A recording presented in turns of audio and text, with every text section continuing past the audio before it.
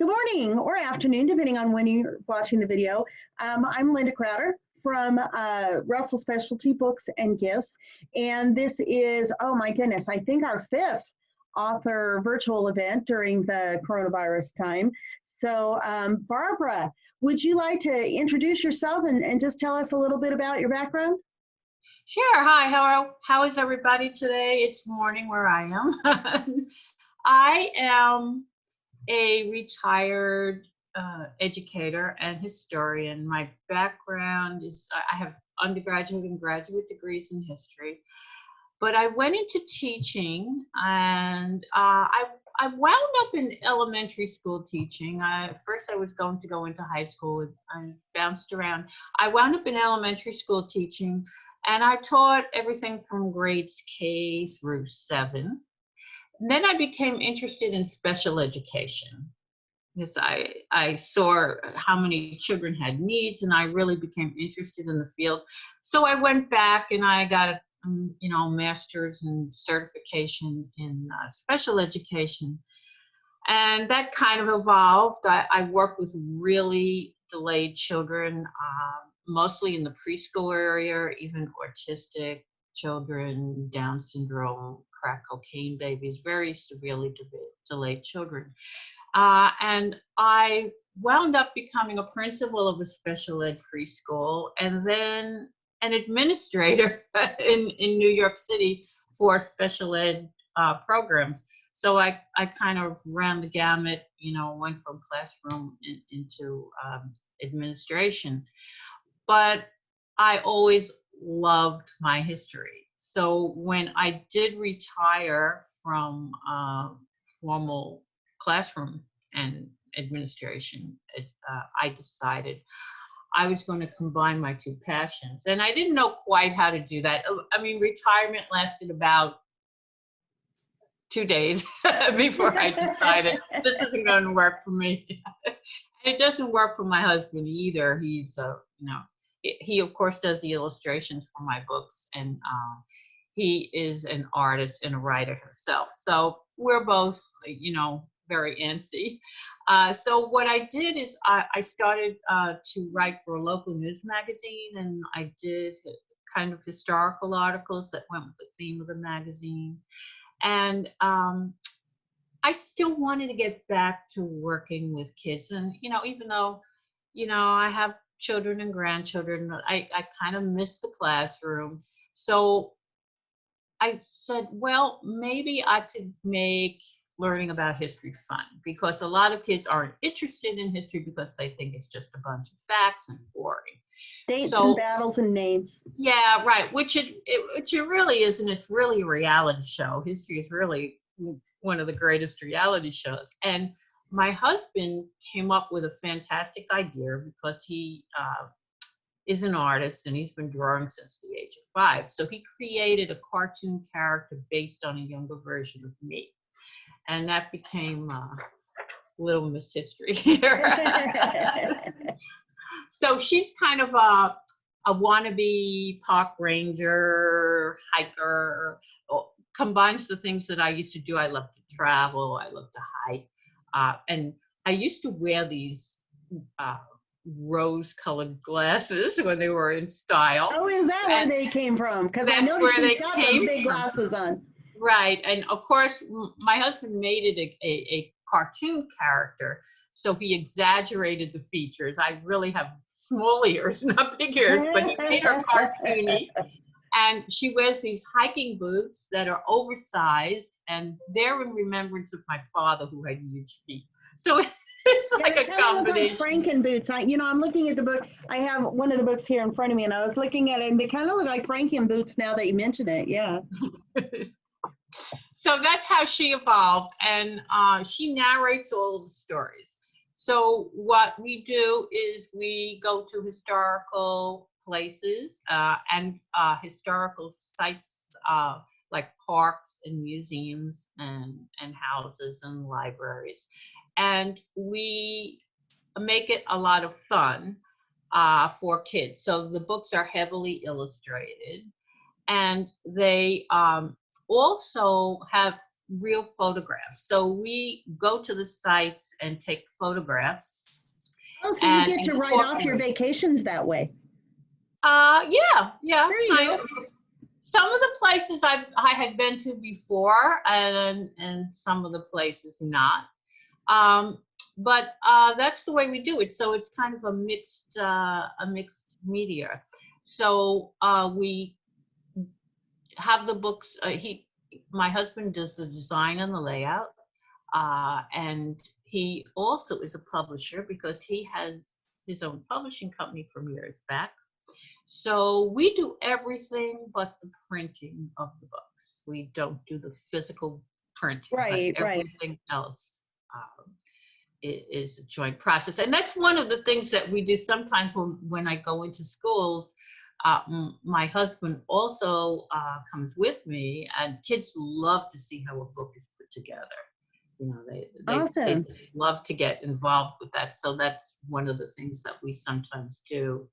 Um, and I put my teacher hat back on during this coronavirus pandemic. I've been scouring the internet for resources. I did a storyteller adventure series with a whole bunch of other authors on Facebook, and every day we did a story and then activities for the children to correlate with the distance learning.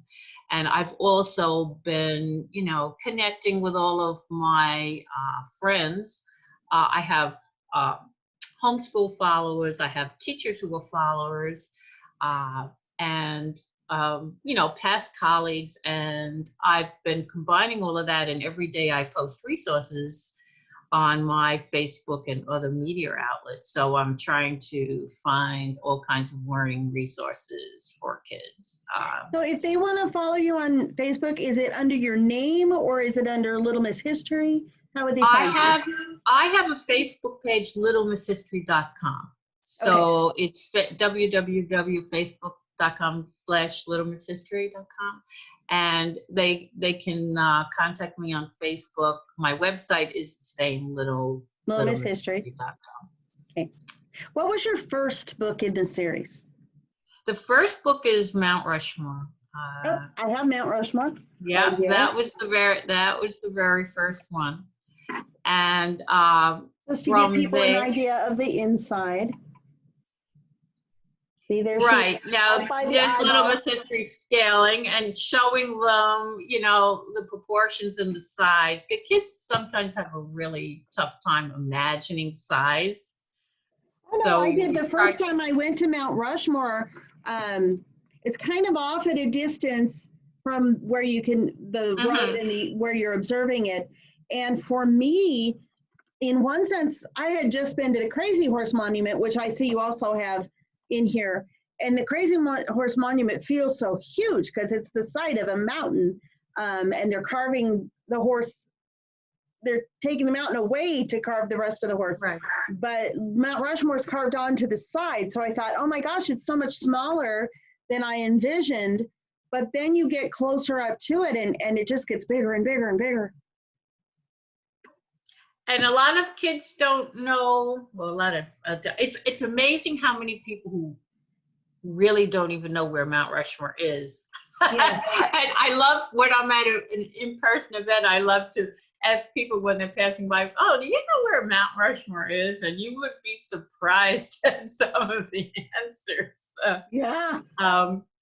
But I try to include people, places, events, some things that kind of most people don't know about. So when things come up in my research, I include them. Like I talk about James Anaya, who was the Indigenous rights representative for the UN, and how he got involved with the Crazy Horse Memorial, and how it was trying to get the UN to discuss having both memorials remembered. So I bring in issues like that, Native American rights, in books like The Intrepid. I talk about Alonzo Swan Jr., who I also have here. right. And Alonzo Swan was on the Intrepid during World War II, and he was involved with the Battle of Leyte Gulf when they were hit by kamikaze attacks. And he was with a group of African American gunners who were manning this particular station when they were hit. And Alonzo was a teenager at the time, and they were recognized. He got a Bronze Star. Wow. But he should have gotten a much higher award for that. And he kind of felt that he was discriminated against. So he kept advocating for what his group had done during the war. And 50 years later, he was awarded the Navy Cross. Oh my. The highest honor. So things like that kids don't know. You know, in my Ford's Theater book, there's Anderson Abbott Ruffin, who was a African American surgeon, and he was there when Lincoln died. He was at the theater because he was on a date with Mary Lincoln's maid. Really? Exactly. And Wow. they were at the theater in the audience watching the performance downstairs while Lincoln was up in the presidential box. And he was at the bedside while Lincoln was dying, and he became a good friend of the family. In fact, Mary Lincoln gave him a shawl, which remained in his family until very recently when it was placed in a museum. So, you know, things like that. They're little tidbits, things that kids might want to investigate. And the books, even though they are about history, they also take in other topics because the La Brea Tar Pits book is about the tar pits, which are present in modern day Los Angeles. And Los Angeles, of course, sits on an oil field. It's like 1,000 feet above an oil field. And in that book, you know, a lot of people don't even realize what is there.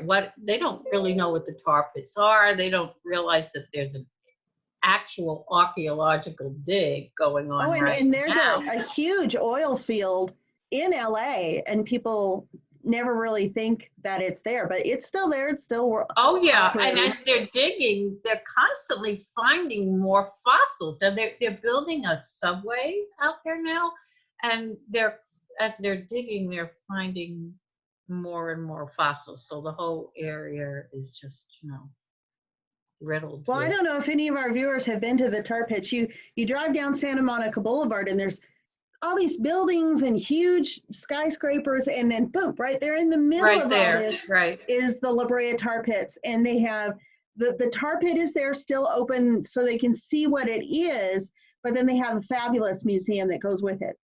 Right, the museum is great. And one of the great things I found was that they have these buckets of tar in cylinders, and you can go and you can try to see how tough it would have been to escape the tar pit. You know. So I think that's great. It's a hands-on, as well as, of course, you can't touch fossils of this, you know, the mastodons and the sloths, but children and adults can see the movie. They have a 3D movie, and then they have a recreated garden that's reminiscent of the Pleistocene age, and they have the kinds of plants that would have been growing there, and you can go out and you can walk through it. It's really fantastic.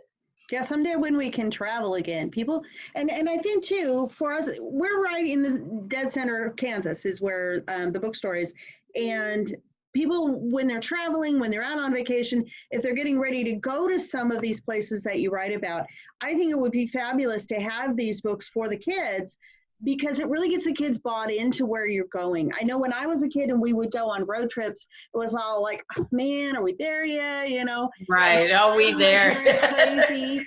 But I think this would be a great activity book to get if you're going to one of those places. Well, yeah, I have a fan who comes back every year. Well, of course, it was canceled this year, but I do the largest children's book festival in New York every year. And I was gonna go, and I had my ticket ready and everything, and man, then first they put it off, and then they just canceled it outright. yeah, they had to cancel, and this is it's really large festival, 75. It is huge. It's huge, and it's great. And I have people that come back every year, and some of them, well, we're going to go here, and and then they pick up the book, or so they do prep by reading the book, and it's great. It gets the kids, and it gets the whole family. And then the kids look for those kinds of things when they go to these places. Yeah. Right.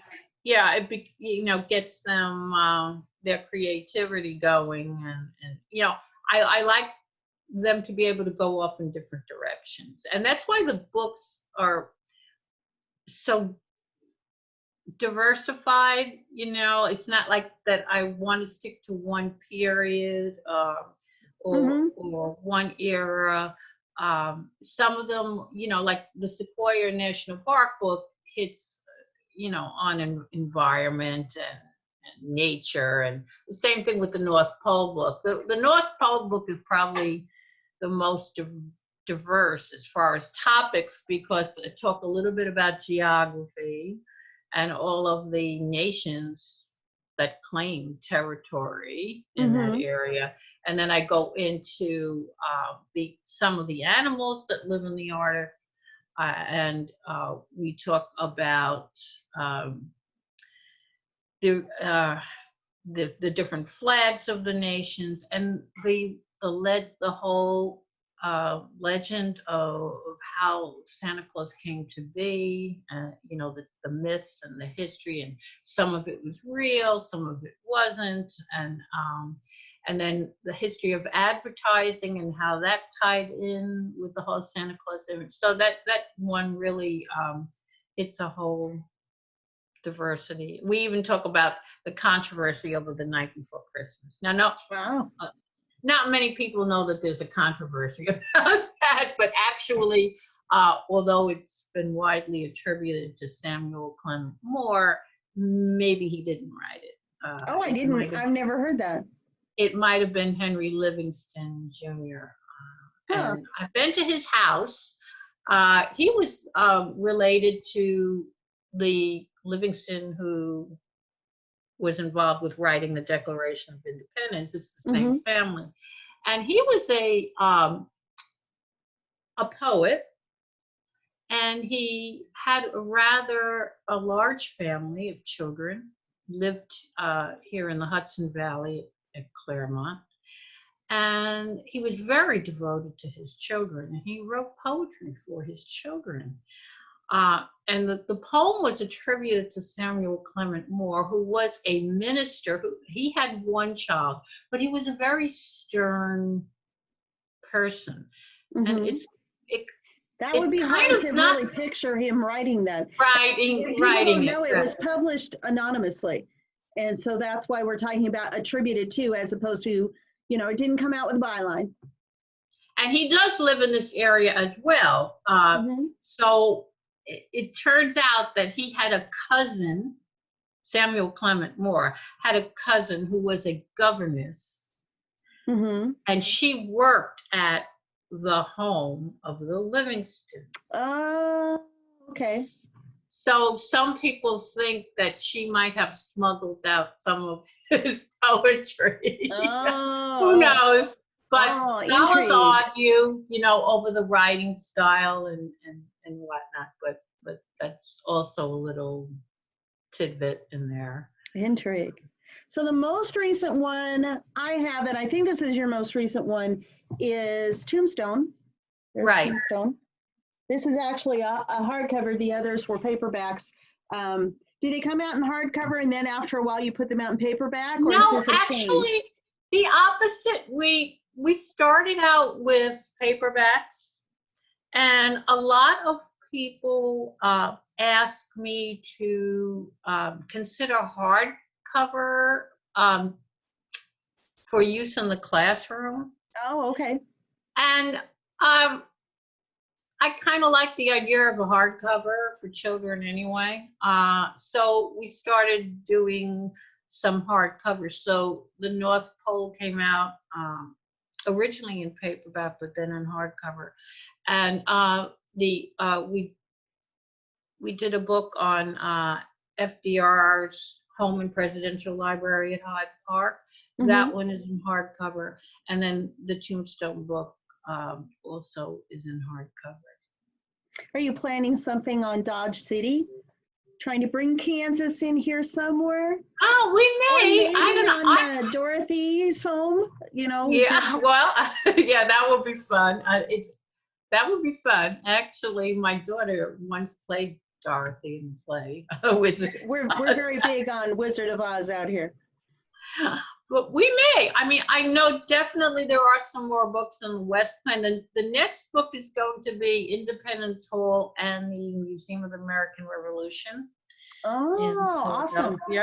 And that is a fabulous place, the Museum of the American Revolution. Well, I haven't been to that. I've been to Independence Hall and the Liberty Bell. The museum just opened in 2017. This is why I have not been there. I haven't been back It is fantastic because it's very interactive, very hands-on. They demonstrate the rifles that we use. They come out and hold them, and kids can touch them and see them. Oh, I bet kids love that. Yeah. They have portraits of people who were involved in the revolution and lived long enough to have their pictures taken. And they have photographs of some of these actual people. Because wasn't that 1840s, 1850s before photography came in? No, they did have some. These people, they lived some of them lived, too close to 100. So if they were fairly young at the time of the revolution, as photography was coming in, they were able to get some of these photographs. Wow. And they have movies, they have very interactive, they have dioramas, they have a pirate ship, and a pirate ship. It's really a fantastic place. So and when is that book due? Excuse me? When are you looking at putting that book out? I hope the end of the year. Right now, it's finished except for illustration. My husband / illustrator he's involved in another project of his own right now, finishing a book that he's getting out. How rude. And it probably toward the end of the year. Well, you let me know when it comes out, because that sounds like a fun book to have in the store. And we also have a coloring book, a Little Miss History coloring book. And when did you put this one out? That one's been out a couple of years. Now, what I did with that one is we took some of the portraits and people and places. That's Little Miss History in her diving outfit going up to the Intrepid. And on a horse. And that's from the Sequoia book. We took famous quotes from history. And we paired the portraits with the quotes from history. Nice. So it's kind of a discussion book as well, and there's an activity page at the end. And the portraits are done kind of in grayscale, so that if you use pencil or watercolor, when you get done, you have pretty much a finished portrait, almost like a frameable type of portrait. There's one other thing that we did mostly for teachers was that we put together trilogy book. This one is called The Adventures of Little Miss History. And what it is Awesome. actually 3 of my books in one.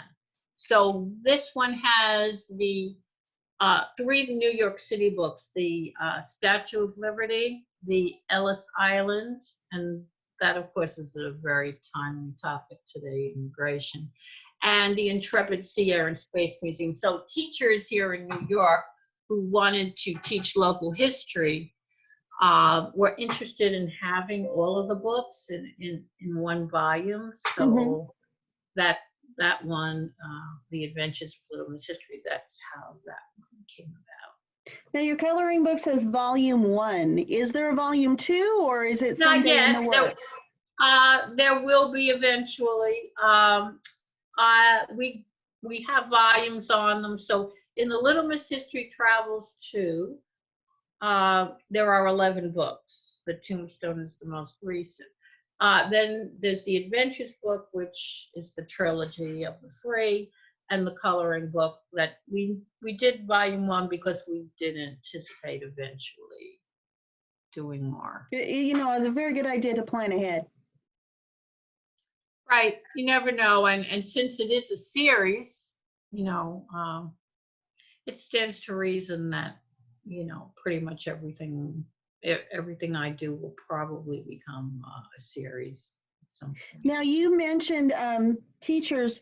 Are you available? We are, of course, probably all over the country teaching virtually these days, although hopefully we will be back in classrooms in the fall. Are you available virtually for classroom discussions, or if they're teaching on a certain topic that you've done a book on, available to come in virtually and talk about that? Yeah, sure. I've done a lot of in-person, and I've done some virtual. I do Skype. I have Zoom. I could do Google Hangouts, and I do have a YouTube channel, so I can do YouTube as well. So some of the things that I do with either in person or online visits would be. Well, it could be something as simple as a storybook reading and discussion. I have discussion questions for every one of my books. I also have activities for my books, like word scrambles, puns, crossword puzzles, that kind of thing. I also sometimes do mini writing workshops on how to write, particularly nonfiction, but not necessarily. I can also do writing workshops. I've done a lot of work with literacy. On one of the other hats I wore in my teaching career, there was a point where I also taught the Wilson Reading Program, which is a program for children that have difficulty reading, a phonics-based program. So I have some experience with different types of reading programs and literacy. So yeah, I can adapt virtually to almost any type of presentation that a teacher has in mind. And so they would reach out to you either on your website or Facebook, the Little Miss History.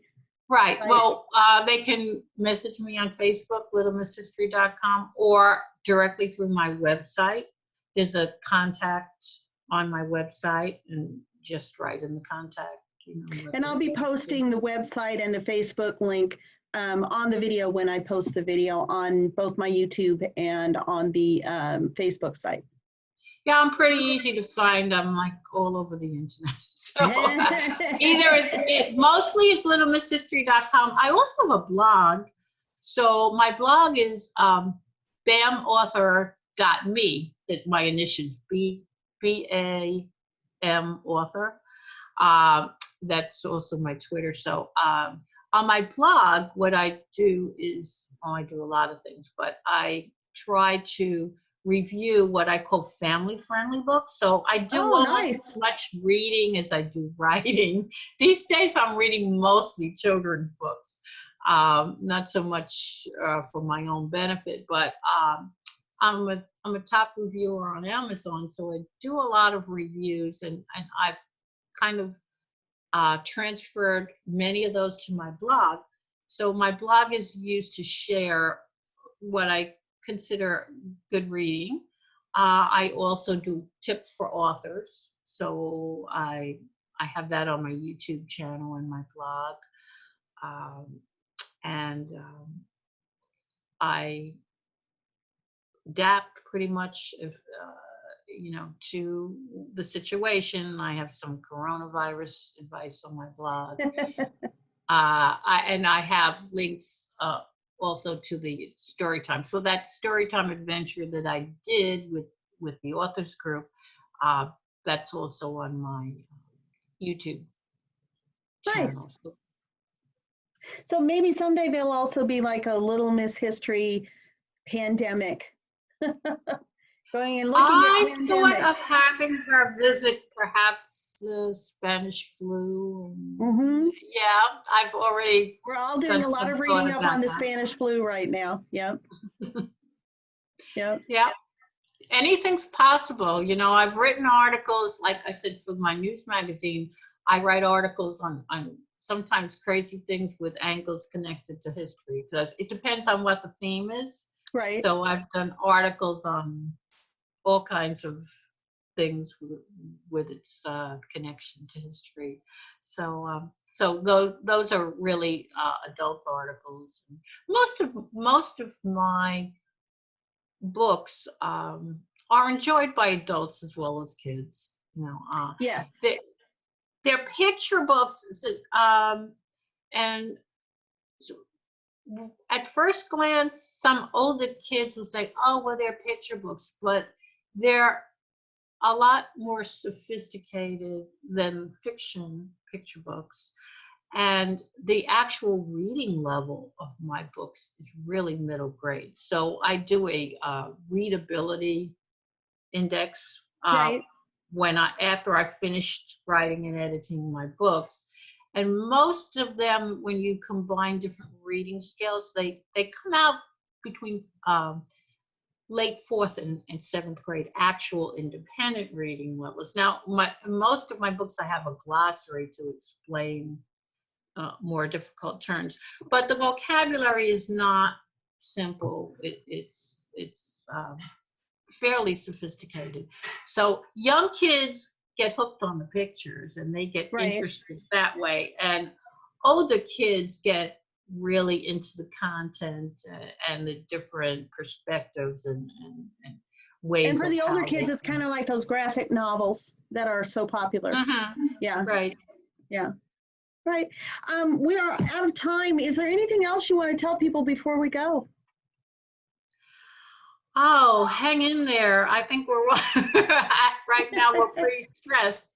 But as my character, Little Miss History, says, if you don't know your history, you don't know what you're talking about. Things will get better. And history not only teaches us about the past, as I said, it's really a reality show. It's about real people who get up and eat breakfast and go to work and suffer trials and tribulations and overcome them. So I think one of the most important messages is that we're all characters in history. We have the ability to learn from it. We have the ability to improve it. And there's always hope for the future. I like that idea. We're all characters in history. As soon as we're born, we're born like right in the middle of it, right? So people have come before us, people will come after us, but once we're born, we are an agent of history. We are a part of it. I think that's a good way to wrap us up. Go out and make yourself part of history. Thank you thank you, Barbara, for being with us. Thank you, viewers, for watching. Again, Russell Specialty Books and Gifts, or you can reach out to Barbara, littlemisshistory.com, and tune in for the next interview. Thanks so much for having me. Bye now.